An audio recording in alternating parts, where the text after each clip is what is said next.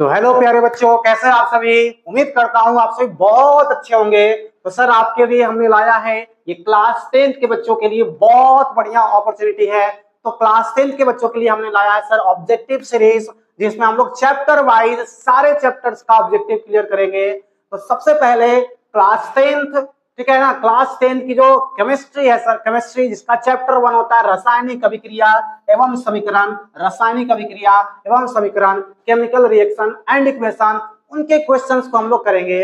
उनके क्वेश्चंस को करेंगे। यहाँ पर हर एक लेक्चर्स में हम लोग 10 क्वेश्चंस को कवर करेंगे और सारे क्वेश्चंस बहुत ही इंपॉर्टेंट हो गए, जो बोर्ड के एग्जाम के पॉइंट ऑफ व्यू से बहुत इंपॉर्टेंट होने वाला है।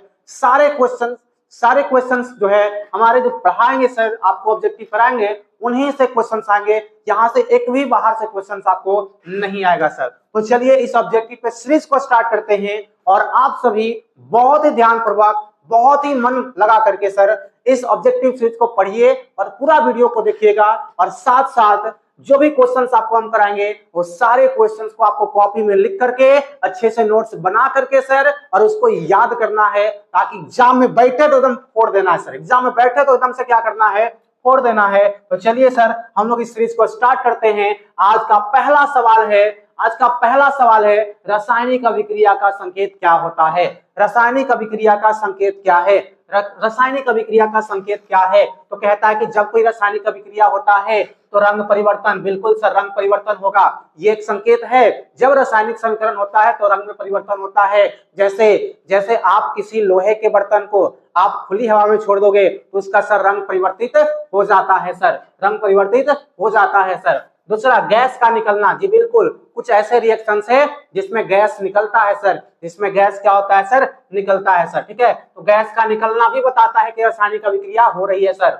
अवक्षेप का बनना सर, अवक्षेप रासायनिक अभिक्रिया होती है तो अवक्षेप भी बन सकता है सर, यह भी एक संकेत है सर रासायनिक अभिक्रिया का।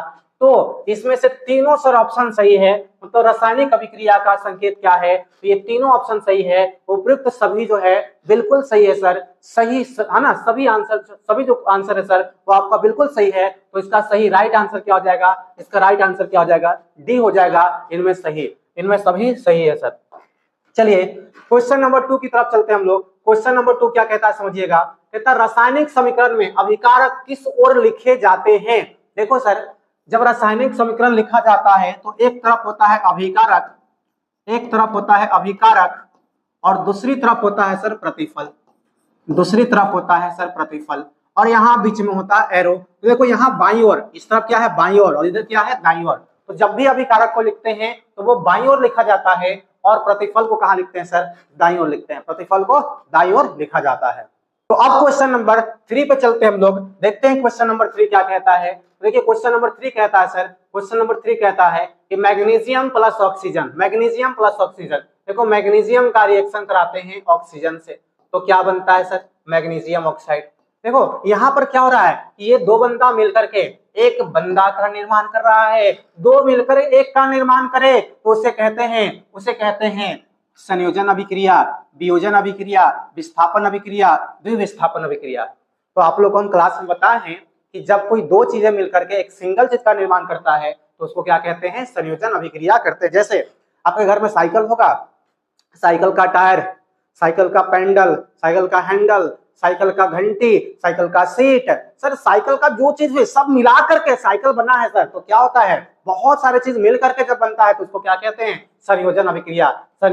तो इसका सही है, राइट आंसर क्या हो जाएगा, संयोजन अभिक्रिया हो जाएगा। यहाँ पर देखो मैग्नीशियम और ऑक्सीजन मिल करके क्या बना रहा है, मैग्नीशियम ऑक्साइड। तो इस क्वेश्चन का सही जवाब क्या हो जाएगा सर, तो इस क्वेश्चन का सही जवाब हो जाएगा संयोजन अभिक्रिया हो जाएगा सर। चलिए नेक्स्ट क्वेश्चन की तरफ चलते हैं। नेक्स्ट क्वेश्चन है सर, देखो नेक्स्ट क्वेश्चन है बाबू, निम्न में कौन रासायनिक परिवर्तन है। देखो बाबू आपको बताना है कि आपको यहाँ पर दिया हुआ है 4 परिवर्तन, बताना है कि कौन सा रासायनिक परिवर्तन होता है, किसमें रासायनिक परिवर्तन होता है। तो देखो बर्फ का पिघलना सर ये क्या होता है, भौतिक परिवर्तन। पानी का उबलना ये भी क्या होता है सर, भौतिक परिवर्तन। लोहे में जंग लगना ये बिल्कुल सही आंसर है। जब लोहा में एक बार जंग लग जाता है तो वापस लोहा वैसे नहीं बना सकते हैं। तो सही आंसर हो जाएगा बाबू सी, सही आंसर क्या हो जाएगा, सी हो जाएगा। नमक का घुलना ये क्या होता है, ये आपका होता है सर, ये आपका होता है नमक का घुलना, भौतिक परिवर्तन। नमक को घुल गया तो वापस नमक को प्राप्त किया जा सकता है, ठीक है। तो क्वेश्चन नंबर 4 का सही आंसर है आपका, सही आंसर हो जाएगा सी। चलिए नेक्स्ट क्वेश्चन की तरफ चलते हैं।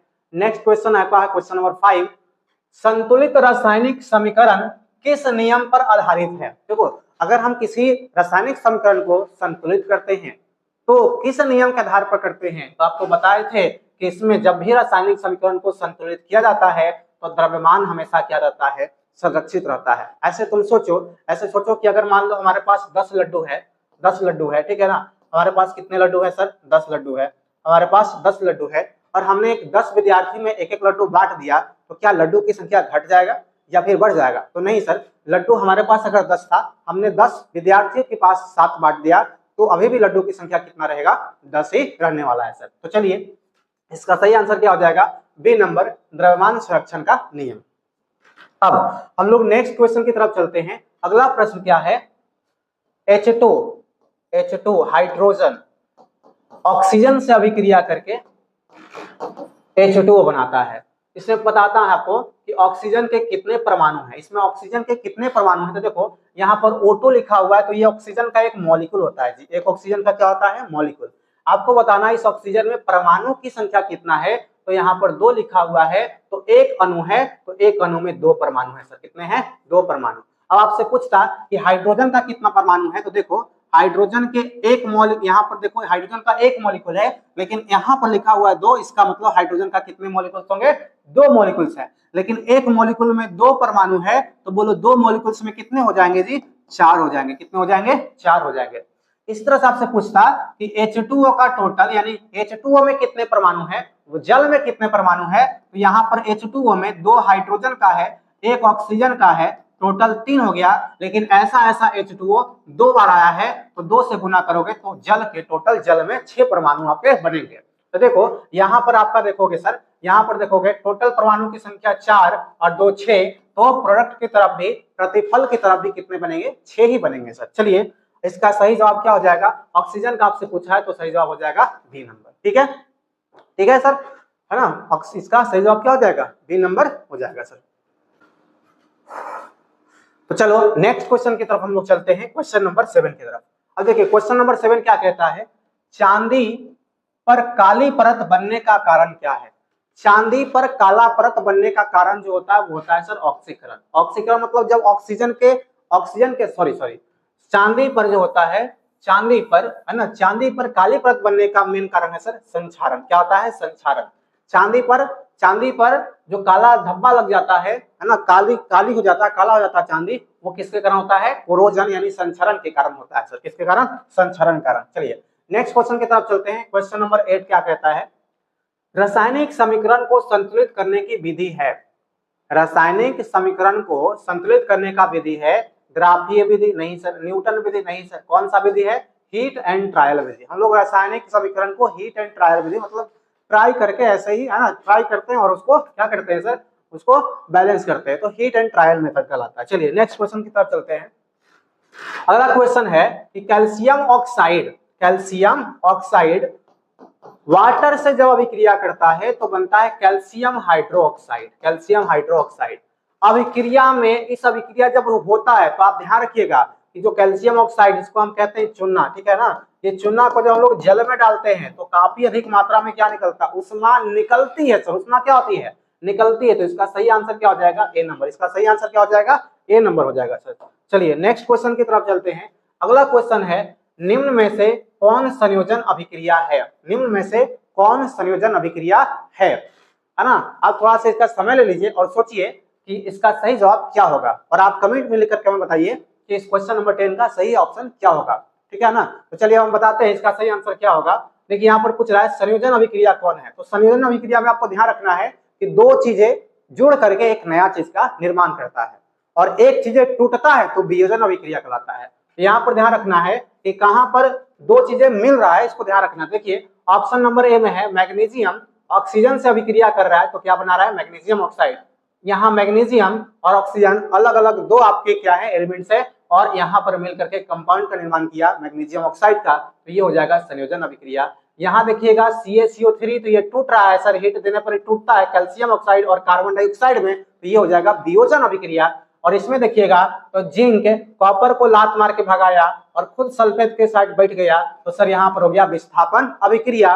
और इसमें देखिएगा सिल्वर गया क्लोरीन के पास और नाइट्रेट गया सोडियम के पास, तो यहाँ आयन का अदला बदली हुआ, तो इसको कहते हैं द्विविस्थापन अभिक्रिया। क्या कहते हैं सर? द्विविस्थापन अभिक्रिया कहते हैं, इसको कहते हैं सर द्विविस्थापन अभिक्रिया। तो यहाँ तक हमने 10 क्वेश्चन को कंप्लीट किया सर, ठीक है ना, 10 क्वेश्चन को हम लोग कंप्लीट किया। और आपको क्या करना है, इस सारे क्वेश्चन को अच्छे से आप रिवीजन करेंगे, पूरा वीडियो देखिएगा सर, और उसके बाद जो भी क्वेश्चन है उसको कॉपी में लिखिएगा, ठीक है ना, और उसको याद कीजिएगा, उसको याद कीजिएगा। तब तक के लिए अब जय हिंद। अगले वीडियो में हम लोग मिलते हैं, क्वेश्चन नंबर 11 से करेंगे, ठीक है।